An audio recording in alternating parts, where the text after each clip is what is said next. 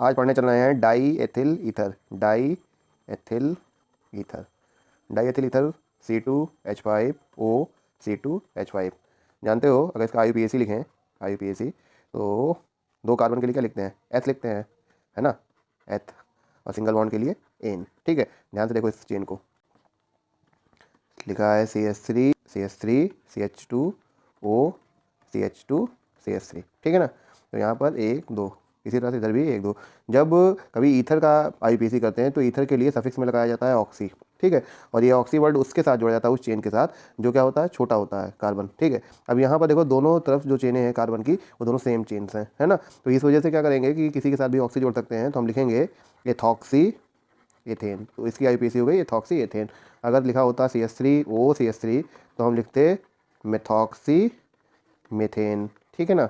इसी तरह से अगर लिखा होता CH3O CH2 CH3, ठीक है, तो अब ये वाली चेन छोटी वाली बड़ी होती तो लिखते हैं मेथॉक्सी मेथॉक्सी एथेन। ठीक है ना। तो ये जो है IUPAC हो गई ईथर की। अब ईथर बनाना है, प्रिपरेशन मेथड। ठीक है, तो प्रिपरेशन मेथड देखते हैं कैसे प्रिपेयर करेंगे आप ईथर को। पहला मेथड हो जाएगा एथिल आयोडाइड से। एथिल आयोडाइड मतलब C2H5I। ठीक है, इसकी रिएक्शन कराएंगे, इसके 2 मॉलिक्यूल्स की रिएक्शन कराते हैं। Ag2O कैसा रहेगा? मॉइस्ट रहेगा, नमी वाला रहेगा। इसकी रिएक्शन कराओगे किससे? एथिल आयोडाइड की Ag2O से।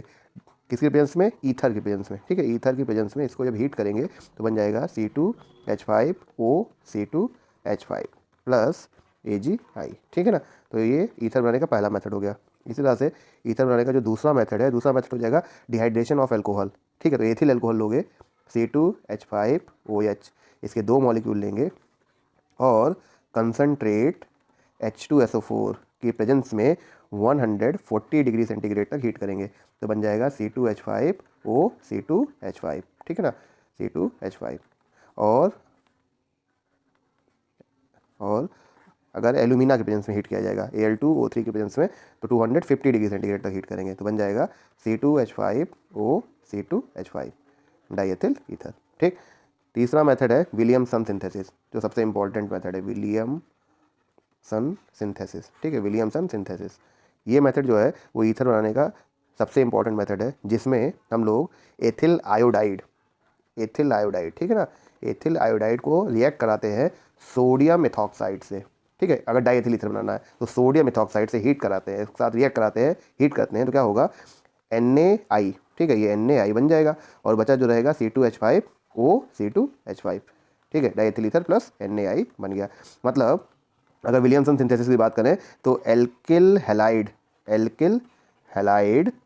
React with elk oxide. ठीक है, मेटल एल्कोक्साइड, तो मेटल में सोडियम एल्कोक्साइड, क्या लिखता है? सोडियम एल्कोक्साइड के साथ रिएक्ट करता है, हीट करते हैं, तो बन जाता है ईथर प्लस सोडियम हैलाइड। क्या बन जाएगा? Ether plus sodium halide. ये एक रिएक्शन हो गई। फिर हम आगे बढ़ रहे हैं। तीसरा मेथड हमारा, तीसरा नहीं, चौथा मेथड जो होगा, चौथा मेथड कौन सा होगा? ग्रिग्नार्ड रिएजेंट को रिएक्ट कराते हैं अल्फा हेलो ईथर से। ठीक है, अल्फा हेलो ईथर, तो उसी हिसाब से ईथर भी लेना होगा हमें। जैसे अगर हमें डाईएथिल ईथर बनाना है CH3MgI plus Cl CH2O CH2 CH3। ठीक है ना।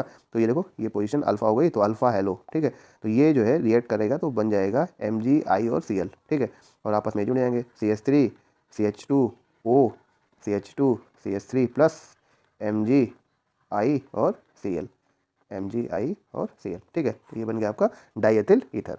तो ये मेथड जो है वो मेनली 4 मेथड्स यूज किए जाते हैं। अब आ जाते हैं हम लोग फिजिकल प्रॉपर्टी पे। मेन फिजिकल प्रॉपर्टीज़ कौन सी हैं? जैसे पहला, ये एक वोलाटाइल लिक्विड है। ठीक है, वोलाटाइल लिक्विड मतलब वेपराइज हो जाएगा, रख दिया जाएगा खुला तो क्या होगा? अपने आप ही वेपर के फॉर्म में बन के उड़ जाएगा। बॉइलिंग पॉइंट होता है 307.5 केल्विन, बहुत ज़्यादा बॉइलिंग पॉइंट भी नहीं है। नो इंटर और intra molecular hydrogen bonding, inter और इंट्रा मॉलिकुलर हाइड्रोजन बॉन्डिंग नहीं होती, इसी वजह से वाटर में भी सॉल्युबल नहीं होता है। इसकी स्मेल कैसी होती है? Pleasant smell, ether like smell कही जाती है, और सूंघने से बेहोशी आती है, अनकॉन्शियसनेस फील होती है। ठीक है, और इमिसिबल यानी पानी में घुलता नहीं है, इनसॉल्युबल इन वाटर। ठीक है, तो वाटर में सॉल्युबल नहीं होता है। अब चलते हैं इसकी केमिकल प्रॉपर्टी। चलिए देखते हैं डाईएथिल ईथर की केमिकल प्रॉपर्टी। तो पहली प्रॉपर्टी है कंबस्शन।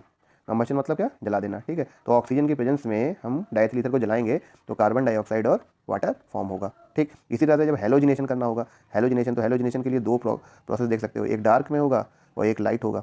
ठीक है, डार्क होगा और लाइट होगा, मतलब सनलाइट की प्रेजेंस में, ठीक। तो जब डार्क में होगा तो अल्फा कार्बन, जैसे CH3COC देख लेते हैं, तो ये कार्बन अल्फा होगा, ठीक है। तो यहाँ पर हेलोजन यानी क्लोरीन और यहाँ पर क्लोरीन जोड़ा जाएगा, ठीक। तो इसका नाम क्या हो जाएगा, alpha alpha dash die chloro die ethyl ether, ठीक है ना। इसी तरह से जब लाइट के प्रेजेंस में रिएक्शन होगी तो क्या होगा, लाइट के प्रेजेंस में जब रिएक्शन होगी तो जितने भी हाइड्रोजन है मतलब ईथर के जितने भी हाइड्रोजन होंगे उनको सारों को रिलीज कर दिया जाएगा और उनकी जगह पर क्या हो जाएगा, क्लोरीन आकर जुड़ जाएगा। तो C2Cl5, इसका क्या नाम हो जाएगा, पर क्लोरो डाई एथिल ईथर, इसका नाम हो जाएगा पर क्लोरो डाई एथिल ईथर, ठीक है ना, ईथर। इसी तरह से नेक्स्ट रिएक्शन में हम रिएक्ट कराते हैं कंसनट्रेट एसिड HX, ठीक है। HX जो है वो कंसनट्रेट रहेगा। तो कंसनट्रेट फॉर्म में जब भी एसिड रिएक्ट करेगा तो ऑक्सोनियम सॉल्ट बनता है, ठीक है। ऑक्सोनियम सॉल्ट ईथर का तो बन जाएगा C2H5 का होल ट्वाइस OH प्लस, और क्योंकि हैलाइड है तो X माइनस, जैसे बोला जाएगा die ethyl oxonium halide, die ethyl oxonium halide, ठीक है। इसी तरह से रिएक्शन अगर कंसनट्रेट H2SO4 से हो जाए, कंसनट्रेट H2SO4 अगर इसके साथ हो जाएगी तो बन जाएगा C2H5 का whole twice OH plus HSO4 minus, ठीक है। जैसे क्या बोलोगे, diethyl oxonium sulphate hydrogen sulphate, ठीक है, डाइथिल ऑक्सोनियम हाइड्रोजन सल्फेट, ठीक, सल्फेट।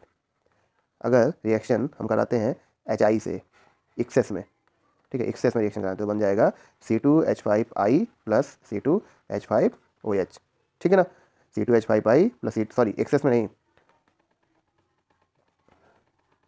ठीक है। तो रिएक्शन कराते हैं किससे, HI से, HI से अगर रिएक्शन कराएंगे तो बन जाएगा C2H5I प्लस C2H5OH। लेकिन अगर यही रिएक्शन एक्सेस में करा दी जाए, डाई एथिल ईथर की ये रिएक्शन अगर हम एक्सेस में करा देते हैं, एक्सेस ऑफ HI, तो हमें सिर्फ क्या मिलेगा, C2H5I मिलेगा, ठीक है, C2H5I मिलेगा अगर हीट करेंगे तो एथिल आयोडाइड मिलेगा 2 मॉलिक्यूल, ठीक है, और H2O निकलेगा। तो यहाँ पर क्या हो जाएगा, डिहाइड्रेशन हो जाएगा। फिर रिएक्शन अगर रिएक्शन करा रहे हैं किस डाई एथिल ईथर की CH3COCl से, CH3COCl मतलब एसिटिल क्लोराइड से, ठीक है, in presence of anhydrous ZnCl2। देखो इसमें क्या है कि कंपैरेटिव पूरा हम बता दे रहे हैं तुमको एक ही वीडियो में सारा डाई एथिल ईथर की प्रॉपर्टी, ठीक है ना। तो यहाँ पर एसिटिल क्लोराइड को एनहाइड्रस ZnCl2 की प्रेजेंस में जब रिएक्ट कराओगे तो बन जाएगा C2H5Cl प्लस एक एस्टर बनेगा CH3COO C2H5, ठीक है। तो बोलो क्या, एथिल एसीटेट, इसका नाम क्या हो जाएगा, एथिल एसीटेट, ठीक है, और ये एथिल क्लोराइड है ही है। इसी तरह से अगर इसकी रिएक्शन हम करा रहे हैं CH3CO का होल ट्वाइस O, ये क्या है आप लोग बताइएगा, एनहाइड्रस ZnCl2 की प्रेजेंस में हीट करेंगे, फिर से क्या बन जाएगा, फिर से बनने वाला है CH3COO C2H5, ठीक है। अब इसके 2 मॉलिक्यूल बनेंगे, C2H5Cl नहीं बनेगा क्योंकि यहाँ पर क्लोराइड था इसलिए एक मॉलिक्यूल हैलाइड का बना था, यहाँ पर क्लोराइड नहीं है इसलिए यहाँ पर दोनों क्या बन जा रहे हैं, एस्टर बन जा रहे हैं, ठीक है। तो ये हो गया रिएक्शन सारा। तो ये सारे इंपॉर्टेंट रिएक्शन है आपके डाई एथिल ईथर के जो एग्जाम में आ सकते हैं। Use of die ethyl ether, die ethyl ether का यूज़ किया जाता है एज ए एक्सीलेंट सॉल्वेंट, क्योंकि ये एक ऑर्गेनिक सॉल्वेंट है, नॉन पोलर नेचर का होता है, तो इसका यूज किया जाता है सॉल्वेंट की तरह यूज किया जाता है इसको, ऑयल के लिए, फैट के लिए, वैक्सेस के लिए, प्लास्टिक के लिए और ऑर्गेनिक कंपाउंड्स के लिए एज ए सॉल्वेंट, ठीक है। और इसका दूसरा यूज़ होता है इनर्ट मीडियम प्रोवाइड करने में, कई सारी रिएक्शन जैसे वुड रिएक्शन हो गई और ग्रिग्नार्ड रिएक्शन हो गई। तो डाई एथिल ईथर जो है इसका मेन यूज़ ये हो गया। और इसका एक यूज़ और होता था अनकॉन्शियसनेस, मतलब ये मेडिकल में इसको पेशेंट्स को बेहोश करने के लिए यूज़ किया जाता था, ठीक है, लेकिन अभी इसका यूज़ नहीं किया जाता।